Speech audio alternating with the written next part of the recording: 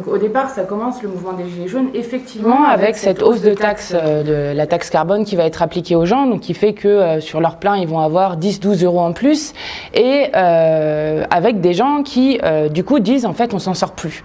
On s'en sort plus, on a des dépenses qui sont contraintes, puisque l'aménagement du territoire qui a été fait, notamment en supprimant le train, toutes les petites lignes, en remettant à fond des camions sur la route, en faisant que les services publics soient de plus en plus loin, que les gens doivent se déplacer de plus en plus. De fait, les gens n'avaient pas le choix que d'utiliser leur voiture, et avec un sentiment de dire là, vraiment, c'est trop, on n'en peut plus, qui s'ajoute en fait à plein de choses qui ont été faites dans les gouvernements Sarkozy et Hollande, mais surtout avec une injustice extrêmement forte sous le gouvernement Macron, où dans les premières mesures qu'il prend, les mesures pour les riches, on les fait immédiatement, c'est-à-dire on supprime l'impôt de solidarité sur la fortune, on fait moult cadeaux aux riches, flat tax, etc., le CICE aux grandes entreprises, et de l'autre côté, on enlève 5 euros aux gens ici par là, et puis si ils osent dire quelque chose, on est là-bas quand même, ça va, 5 euros, c'est rien du tout.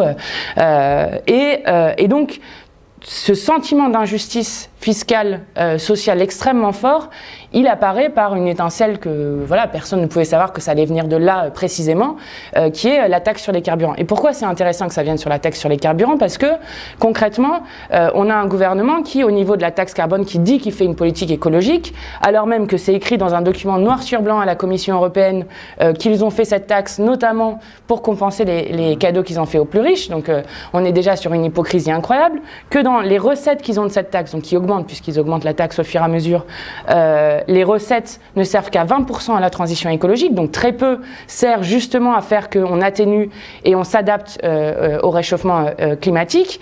Et c'est une taxe qui est d'une injustice profonde, puisque il y a énormément de niches fiscales, c'est-à-dire que le transport routier, le transport aérien ne paie pas cette taxe. Les grandes transnationales qui sont quand même majoritairement responsables du réchauffement climatique, de la montée des mers, etc., eux ont aussi des taxes carbone qui sont pratiquement égales à zéro, voire parfois même on leur donne de l'argent pour les subventionner. Et donc concrètement, à la fin, comme d'habitude, c'est aux individus, et notamment aux individus les plus pauvres, de supporter le poids d'une taxe qui est en fait une fausse taxe écologique. Donc c'est pour ça que ça part sur cette question-là, et puis après les gens se retrouvent sur les ronds-points, dans la rue, commencent à parler de vie digne, de vie chère, de démocratie, et ça part sur quelque chose qui est bien plus grand que ces taxes sur les carburants. Mais cette étincelle-là, elle est intéressante parce qu'elle prouve à la fois l'injustice fiscale et parce qu'elle prouve aussi, j'avais dit tartufferie écologique, mais c'est vraiment ça. On a quand même un gouvernement qui nous dit on fait des choses écologiques, mais qui fait des traités de libre-échange à tout va, où du coup on augmente les émissions de CO2 à chaque fois, on délocalise l'économie, donc on délocalise des emplois, qui continue avec le glyphosate, donc qui est un poison pour tous les Français et toutes les Françaises, qui détruit le service ferroviaire. Donc on est quand même sur un gouvernement qui fait tout le contraire d'une politique écologique, mais qui après, quand ça concerne les gens, et notamment des gens qui vraiment sont étranglés et n'en peuvent plus, alors là, oui, ils peuvent mener une politique écologique tant que ça ne touche pas aux riches et aux lobbies. Oui, donc on a bien compris que c'est cette taxe carburant qui a été un petit peu l'étincelle qui a mis le feu aux poudres. Si on se fie ensuite au sens de l'actualité tel qu'il a été présenté par les différentes chaînes de télévision, la question écologique a priori disparu, et les éditorialistes se sont focalisés uniquement sur les questions de pouvoir d'achat. Et pourtant, on a vu un certain nombre de documents circuler, rédigés par les Gilets jaunes, qui listaient un certain nombre de revendications. Alors, je sais que c'est ton travail à l'Assemblée nationale, plus spécifiquement de travailler sur ces questions d'écologie. Donc tu as suivi sans doute avec attention ce que demandaient les Gilets jaunes sur ces questions. Est-ce que tu saurais nous dire quelles sont les propositions, les revendications qui ont été portées par les Gilets jaunes depuis 11 semaines sur les thématiques qui concernent l'écologie, l'environnement et la transition écologique de manière générale? Oui, bien sûr. Déjà, on voyait beaucoup sur les Gilets jaunes des gens qui écrivaient fin du mois, fin du monde, même combat. Donc, contrairement à ce que présentent les médias, cette question écologique, elle est présente dans le mouvement des Gilets jaunes, mais c'est une question d'écologie, pas comme l'aimerait l'avoir le gouvernement, c'est-à-dire on repeint un peu en vert la politique des petits pas, où l'écologie serait compatible avec un libéralisme à tout va, sans rompre avec le modèle de production et de consommation. Dans les revendications qui s'expriment sur les Gilets jaunes, il y a la demande de services publics. Et la demande de services publics, ça veut dire notamment des services publics qui sont plus proches, un autre aménagement du territoire où les gens revivent ensemble dans des lieux qui sont pas un étalement urbain comme on est en train de faire avec le Grand Paris, les grandes métropoles, etc. Mais des endroits où voilà, l'accès aux services publics est garanti. Et ça, c'est une mesure qui est écologique. Ils demandent des mesures de partage des richesses parce qu'on pense souvent que l'écologie, c'est juste la chose qui se rapporte à la faune, la flore, les émissions de CO2, etc. Mais par exemple, une société ne peut pas être une société écologique si elle n'est pas solidaire pour faire face aux effets du changement climatique. Et comme nous sommes dans une situation où les 1% des plus riches polluent 40 fois plus que les 10% des plus pauvres, eux, c'est pas eux qui vont subir ce réchauffement climatique parce que eux, ils sont dans des zones où c'est moins pollué, où ils n'ont pas les incinérateurs, les autoroutes juste à côté, etc., etc. Ils peuvent, voilà, ils arriveront toujours à échapper à ça. Par contre, c'est les pauvres qui subissent ça. Et donc, la demande de justice fiscale et de justice sociale et de partage des richesses est une demande qui est aussi profondément écologique. Et puis après, il y a des demandes sur des transports, le fait d'avoir des transports pour permettre, et notamment des transports collectifs, pour permettre que les gens ne soient pas obligés constamment de prendre leur voiture. Et là, on revient aussi sur la question de l'aménagement du territoire. Et surtout, quand je disais, ils refont du commun en fait les gens. C'est de dire, il y a des biens communs, il y a des riches et des grandes transnationales qui sont en train de détruire pour leur profit toutes les possibilités de vie en commun sur Terre et qui, de fait, s'en foutent de savoir si l'espèce humaine et les espèces vivantes en général vont y survivre ou pas.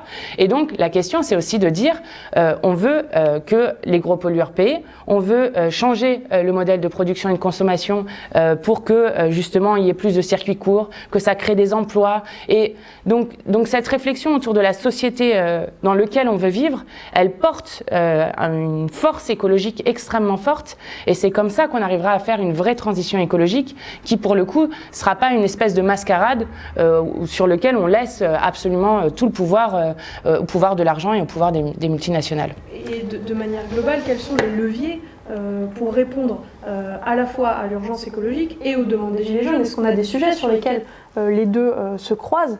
Je pense notamment par exemple à la question du logement et la question de la précarité énergétique. Est-ce que ça, c'est un sujet qui est au cœur des revendications des Gilets jaunes avec qui tu as pu discuter sur le terrain? Bien sûr, puisque effectivement, c'est partie de cette taxe des carburants. Mais par exemple, si on prend la question des logements, la question par exemple de l'isolation des logements, alors qu'il y a 3,5 millions de familles quand même qui vivent en précarité énergétique, donc qui ont froid dans leur logement, qui du coup ont une dépense énergétique extrêmement forte, donc des factures extrêmement fortes aussi derrière, puisque voilà, ils ont pas le choix que de chauffer avec la chaleur qui s'en va. La question par exemple de l'isolation des logements, c'est des choses qui reviennent dans le mouvement des Gilets jaunes et qui sont hyper importantes dans la question de la transition énergétique, parce que c'est pas vrai qu'on arrivera à faire une transition énergétique en sortant des énergies carbonées, du charbon et du nucléaire, en ayant 100% d'énergie renouvelable comme nous on le demande dans notre programme. C'est pas vrai qu'on y arrivera s'il n'y a pas de sobriété énergétique, s'il n'y a pas de l'efficacité énergétique. Et la question de savoir pourquoi est-ce que on fait des pubs un peu partout lumineuses qui consomment une énergie absolument dingue, et pourquoi au contraire on ne mettrait pas de l'argent, un grand plan massif d'investissement pour isoler les logements et faire en sorte que, les gens vivent mieux du coup grâce à ça, et que deux, en termes de dépenses énergétiques, on soit quand même sur quelque chose qui est bien plus raisonnable et pour lequel du coup on pourrait avoir le 100% d'énergie renouvelable. Concrètement, en fait, une des manières pour l'oligarchie de nier ce problème-là et de rester sur une écologie qui est une écologie libérale, parce qu'une des manières, c'est de dire l'écologie doit être consensuelle, ça concerne tous nos enfants, etc. Donc, on ne s'attaque pas aux responsables principaux du réchauffement climatique, on ne les nomme pas, et surtout, on n'agit pas contre eux. Ça, c'est leur manière de faire. Et en fait, le fait de dire l'écologie, elle doit nécessairement être populaire. Parce que si on enlève les enjeux sociaux de l'écologie, alors l'un et l'autre, ça ne va pas fonctionner. Et de manière très claire. Donc nous sommes obligés, c'est pour ça que dans notre programme, la transition écologique, c'est un pilier très grand de notre programme, mais c'est un pilier qui est en lien avec les autres. C'est un modèle de société en soi.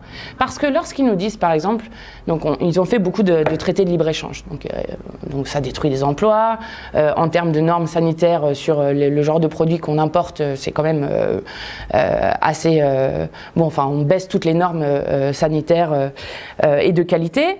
Et on leur demande, mais c'est quoi l'intérêt de faire ça? Mais là, ils ne savent pas répondre, en fait.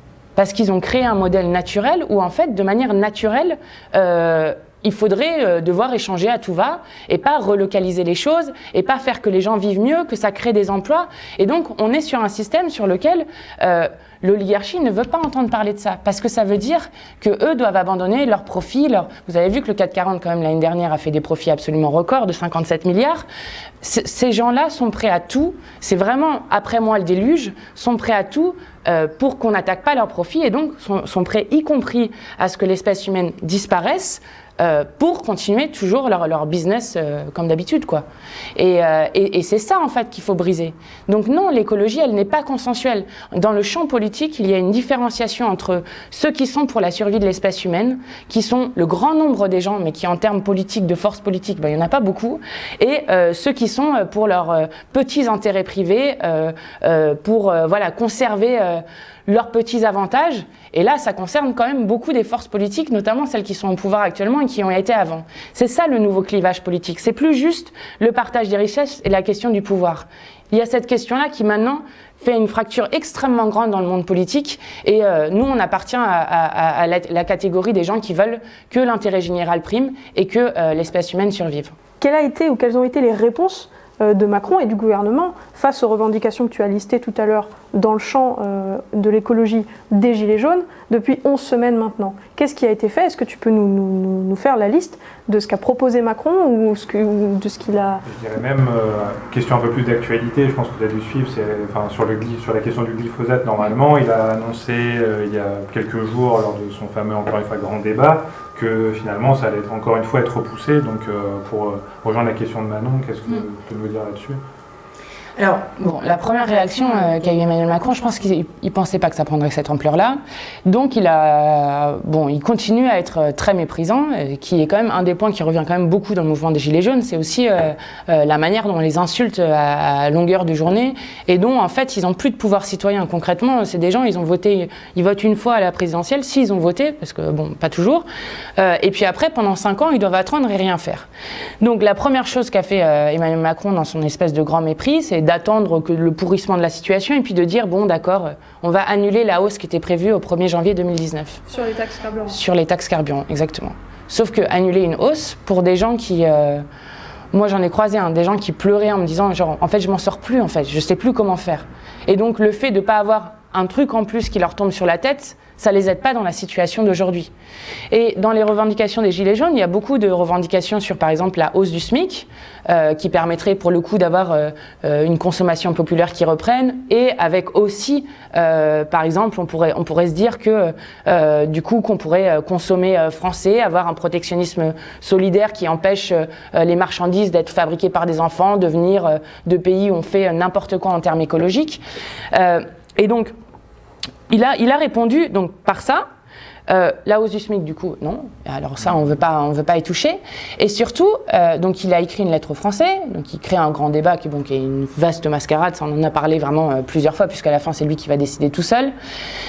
Et puis que quand même il a mis des garde-fous, enfin c'est intéressant à regarder, hein, je vous le redis juste quand même parce que c'est intéressant. Donc il a nommé 5 garants, donc il y en a 2 qui sont nommés par le gouvernement, donc 2 qui sont La République En Marche, un qui est nommé par le président de l'Assemblée nationale qui est La République En Marche, un qui est nommé par le président du Sénat. Alors bon là voilà, c'est le seul, bon, on peut peut-être avoir un mini espoir, mais bon avoir un espoir en l'archer et dans les Républicains c'est quand même désastreux. Et puis le dernier par le CESE qui est au MEDEF. Donc, vous voyez le genre de garant qu'on a pour ce débat-là. Et donc, il écrit une lettre aux Français, et dans la lettre aux Français, il leur demande, notamment sur la transition écologique, qu'est-ce que vous voulez faire, mais au niveau local. Donc, les décisions, il y aura rien en termes de décisions qui seront prises derrière, puisque les gens écrivent et que derrière, il n'y a pas de garantie sur l'indépendance du débat et que c'est Emmanuel Macron qui lui-même décidera tout seul. Mais en plus de ça, ça veut dire la rupture du modèle de consommation et de production dont on a besoin impérativement si on veut faire face au changement climatique. en fait, allez vous faire voir, ça n'arrivera jamais. Et la question, par exemple, qui a été posée 1000 fois, des niches fiscales, des gros pollueurs, parce que, par exemple, quand ils ont fait le forum économique à Davos, avec leurs 1500 jets, si on veut chercher des gros pollueurs, par exemple, on peut aller les chercher là-bas. La question de savoir, est-ce qu'on taxe plus les riches pour qu'ils contribuent aussi à l'effort national? La question de savoir si la taxe carbone, si elle est payée par les plus gros pollueurs, qu'elle soit impérativement mise dans la transition écologique, toutes ces questions-là, elles n'existe pas dans le débat. Donc en fait, concrètement, Macron dit continuez comme ça et allez vous faire voir. Et puis si vous avez une petite idée par-ci par-là, allez-y, mais de toute façon, il ne se passera rien. Donc ça, c'est sa réponse. Et alors, sur ça arrive le glyphosate. Alors le glyphosate, c'est intéressant parce qu'on en a beaucoup parlé au moment où l'Union européenne se posait la question de savoir au Parlement s'il est réautorisé pour 5 ans ou non ce pesticide qui est quand même un herbicide extrêmement dangereux. Là, il y a des tests qui ont été faits qui montrent que absolument tout le monde est contaminé dans ses cheveux, dans ses urines. Donc c'est un poison pour absolument tout le monde. Et là, on a appris récemment que le glyphosate, le document d'expertise qui avait servi pour savoir pour la réautorisation du glyphosate, était en fait un copier-coller de Monsanto-Bayer à 70%. Donc concrètement, quand ils vous disent oui, on ne sait pas trop sur les bases scientifiques, est-ce que c'est dangereux, pas dangereux, parce que personne ne se rappelle non plus que juste avant, on avait eu les Monsanto Papers où on avait appris que Monsanto payait des scientifiques pour faire des études pour montrer que le glyphosate n'était pas nocif. Monsanto qui est le principal producteur. Exactement, ouais, tu as raison de... Exactement. Et qui d'ailleurs a été racheté par Bayer, donc par l'Allemagne, et où on se demande concrètement si l'Allemagne n'a pas fait primer ses intérêts économiques, là encore, sur l'intérêt général, et après on nous parle d'une Europe qui protège. Bon, c'est plutôt l'Europe qui empoisonne, quoi. Donc glyphosate, ça. Et donc il avait fait un tweet à l'époque, donc c'est réautorisé pour 5 ans, ça ne veut pas dire interdit dans 5 ans, ça veut dire réautorisé pour 5 ans. Donc ça veut dire que dans 5 ans, on va réavoir la discussion pour savoir est-ce que les scientifiques sont d'accord, etc., parce que c'est toujours là-dessus qui s'appuie.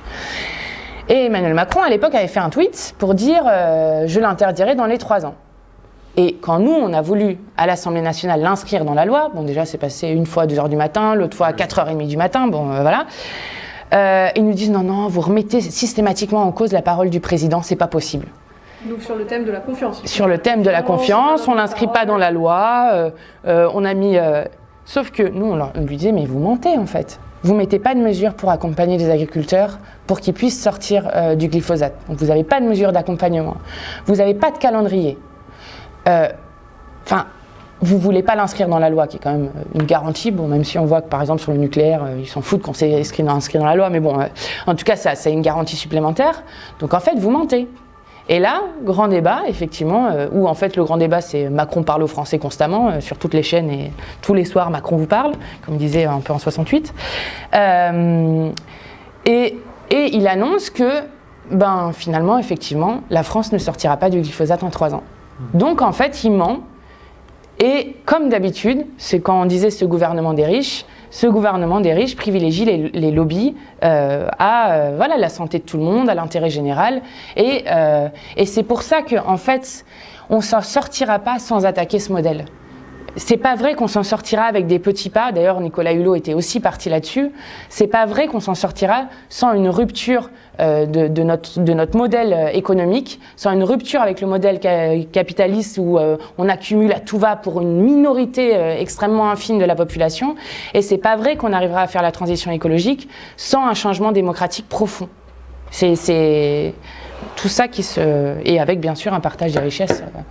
Qui permet justement de pouvoir faire face, parce qu'une société, pour faire face aux questions écologiques qui sont l'enjeu de notre siècle, elle a besoin d'être solidaire.